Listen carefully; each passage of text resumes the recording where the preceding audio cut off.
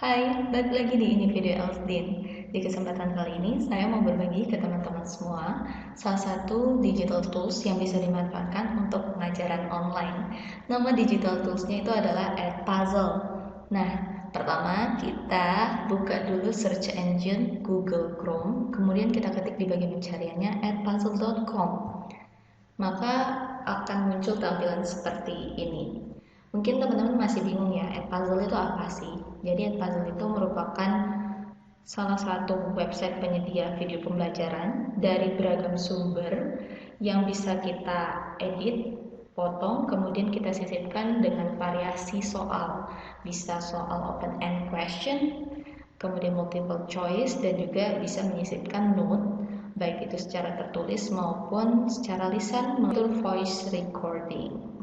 Oke, nggak usah lama-lama, kita langsung aja ke praktek menggunakan Edpuzzle ini.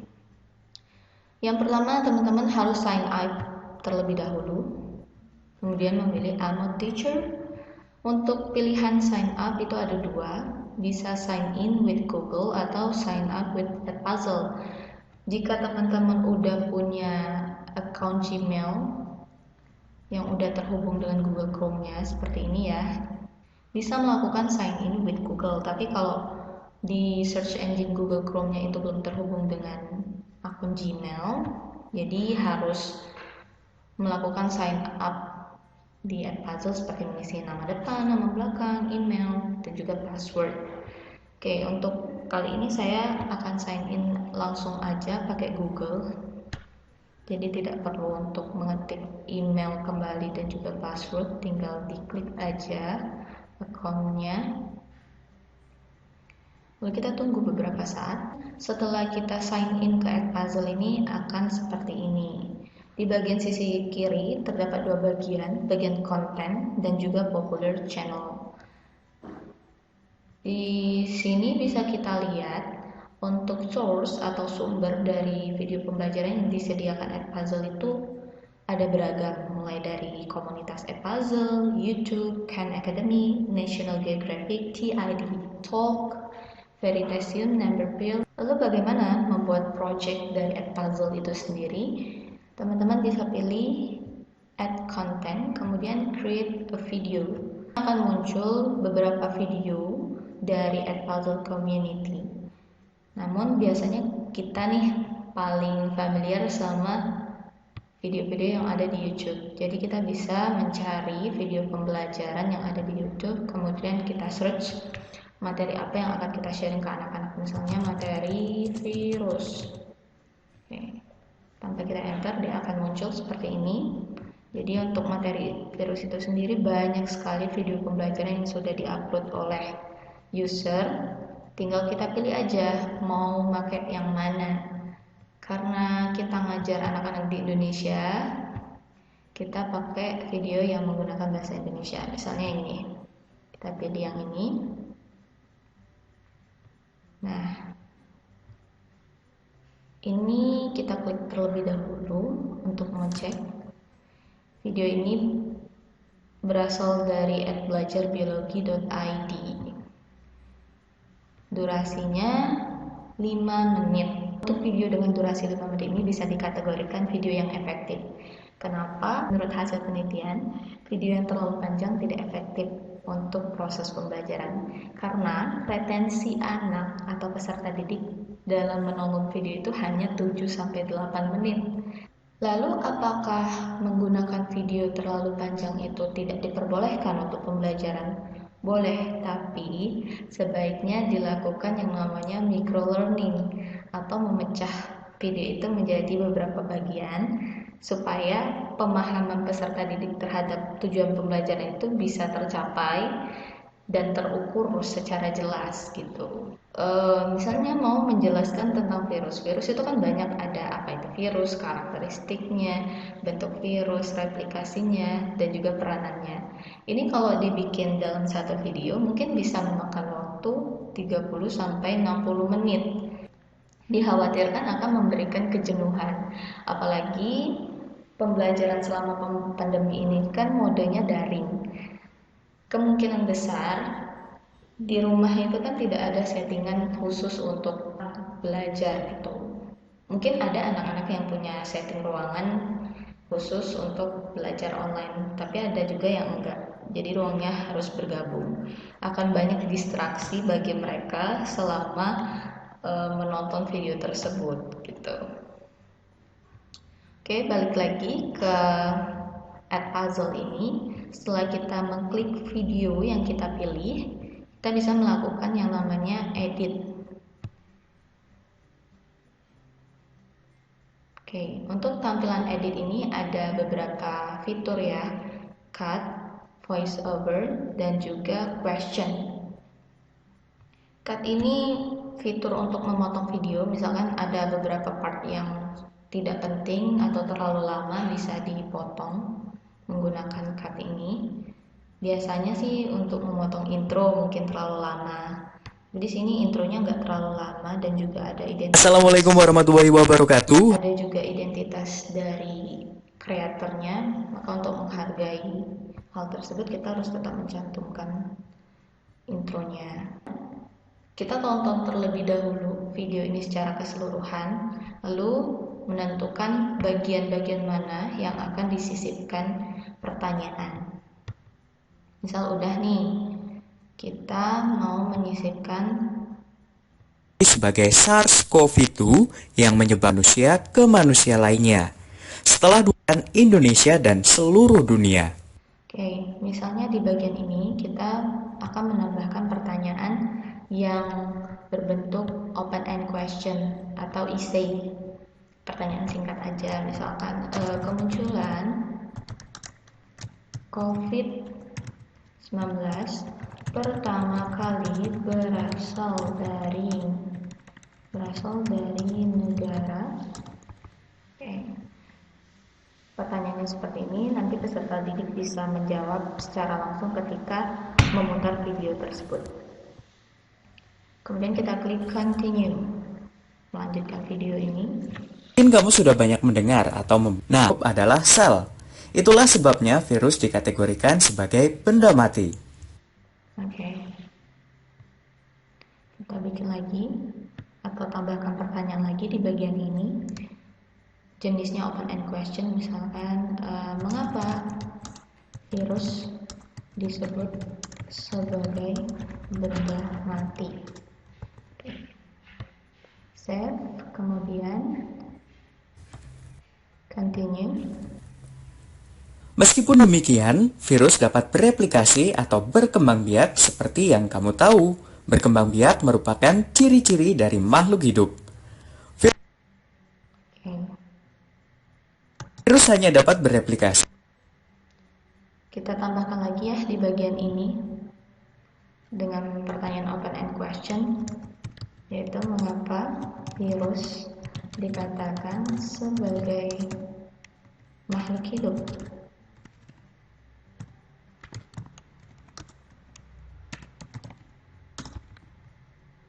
Oke, save.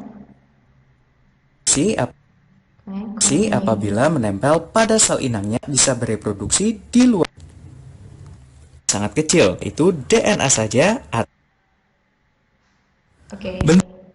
Kemudian di bagian ini kita tambahkan lagi pertanyaan untuk jenis multiple choice atau pilihan ganda. Pertanyaannya berikut ini yang bukan karakteristik virus adalah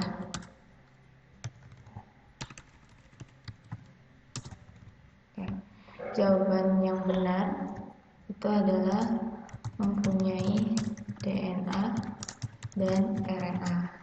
Harusnya kan virus itu hanya mempunyai salah satu asam nukleat ini aja kan. Kemudian kalau ini menjadi jawaban yang benar, kita klik centang hijau. Berikut hanya acellular. Karena untuk multiple choice itu biasanya ada 4 pilihan, kita tinggal tambahkan aja add another answer choice. Parasit obligat. Kemudian yang terakhir itu bisa bereplikasi. Lalu kita klik bagian save. Untuk virus sendiri Dan Untuk continue. virus sendiri bermacam-macam. Ada yang berbentuk yaitu struktur penyusun tubuh virus terdiri dari bagian ekor yang Oke, melalui video pembelajaran ini. Jadi, guru bisa menambahkan note baik secara tertulis maupun lisan melalui record audio ini. Di sini kita kasih note kesimpulan. Kesimpulan, virus merupakan makhluk peralihan disebut sebagai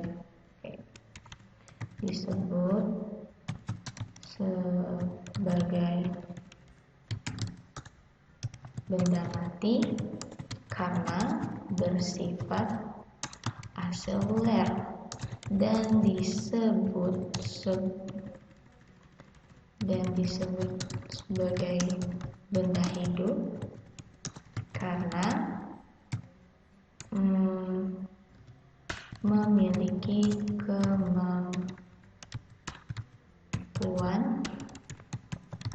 bereplikasi, gitu kan? Replikasi hanya dapat dilakukan pada sel inang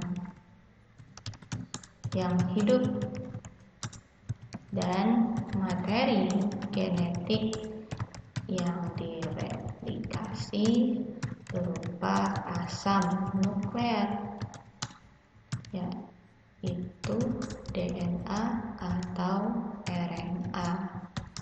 Virus memiliki ragam bentuk, mulai dari bulat, polihedral,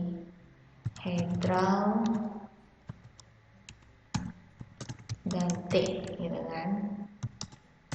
Virus terdiri atas 3 struktur utama, yakni kepala, leher, dan ekor. Udah, kita klik save, lalu kita continue. Nah, di continue, setelah melakukan pengulangan dengan menyampaikan kesimpulan pembelajaran hari ini, para pendidik juga bisa memberikan instruksi tugas untuk pertemuan berikutnya melalui fitur note ini. Kita coba menggunakan record audio ya. Anak-anak, setelah kalian menyimak video pembelajaran hari ini, Ibu mau menugaskan kalian untuk membuat mind map terkait video pembelajaran hari ini. Tolong dikerjakan di kertas A4 dalam format landscape, kemudian difoto dan dikirim ke WA group kelas kita. Lalu jangan lupa untuk membaca tentang replikasi virus karena itu akan kita bahas di pertemuan berikutnya. Terima kasih atas partisipasi kalian, semangat dan semoga dalam keadaan sehat. Lalu kita klik bagian save.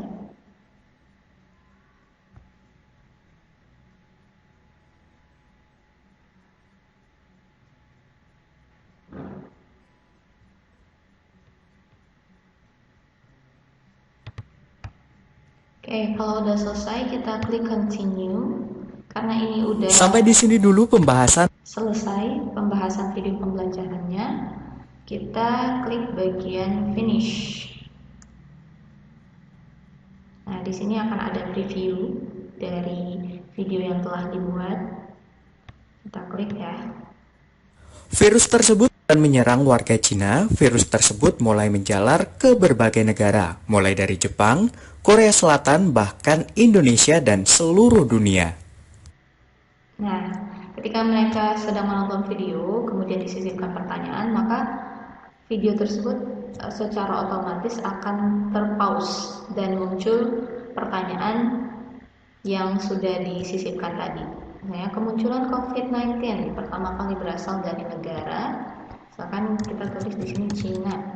lalu anak-anak bisa mensubmit, continue, lalu anak-anak bisa menyimak kembali hal-hal yang disampaikan di Penyebaran yang Setelah teman-teman melakukan pre-review semua video ini sampai tuntas atau sampai selesai, saatnya kita melakukan yang namanya assign. Assign ini adalah cara untuk men-share video ini ke anak-anak. Misalnya add new class. Kelasnya misalnya kelas 10 IPA 2. Grade levelnya pilih yang 10 grade. Description-nya materi virus. Subjeknya biologi. Oke. Kemudian create class. Lalu start date-nya bisa kita lakukan hari ini, dan deadline-nya bisa kita tentukan misalkan hanya 3 hari aja sampai tanggal 4 jam 11.59. Save. Kemudian di sini kita lihat prevent skipping kan. Jadi ketika anak-anak menonton video kemudian muncul pertanyaan, mereka tidak bisa men-skip pertanyaan tersebut, melainkan harus menjawab pertanyaan itu baru bisa melanjutkan pembahasan video berikutnya. Oke, setelah itu kita klik bagian assign. Assign itu kan tugas ya. Lalu bagaimana kita membagi tugas ini ke anak-anak? Jadi kita klik aja share assignment, kemudian copy link atas ini dan kita paste ke WA group kelas 10 IPA 2. Seperti itu. Oke, sampai sini teman-teman mungkin bisa dipraktekkan secara langsung bagaimana penggunaan Edpuzzle ini. Jadi sebenarnya konsep mengajar itu kan adalah proses untuk membantu siswa belajar. Sedangkan belajar itu sendiri kan perubahan mental dan perilaku secara permanen akibat dari pengalaman gitu. Nah, di sini Edpuzzle ini akan memberikan pengalaman yang bermakna bagi peserta didik karena adanya fitur pertanyaan yang disisipkan di sela-sela video pembelajaran itu bisa menghadirkan keterlibatan aktif peserta didik. Jadi mereka bisa berinteraksi secara langsung dengan video tersebut. Biasanya kan anak-anak hanya dibagikan video pembelajaran, mengklik link tersebut lalu ditonton sampai selesai. Nah, itu merupakan aktivitas yang pasif dan monoton, tidak ada interaksi. Maka adanya Edpuzzle ini bisa diharapkan menjadi pembelajaran online yang efektif. Oke, demikian ya teman-teman untuk sharing kali ini. Mudah-mudahan bisa bermanfaat, dipraktekkan langsung dan juga di-share ke seluruhnya. Saya sangat memahami pembelajaran online ini menjadi tantangan bagi semua pendidik untuk memberikan variasi metode, model maupun digital tools agar anak-anak tetap termotivasi ya untuk belajar. Baik, itu saja ya teman-teman. Jumpa lagi di sharing berikutnya. Jangan lupa subscribe dan share video ini.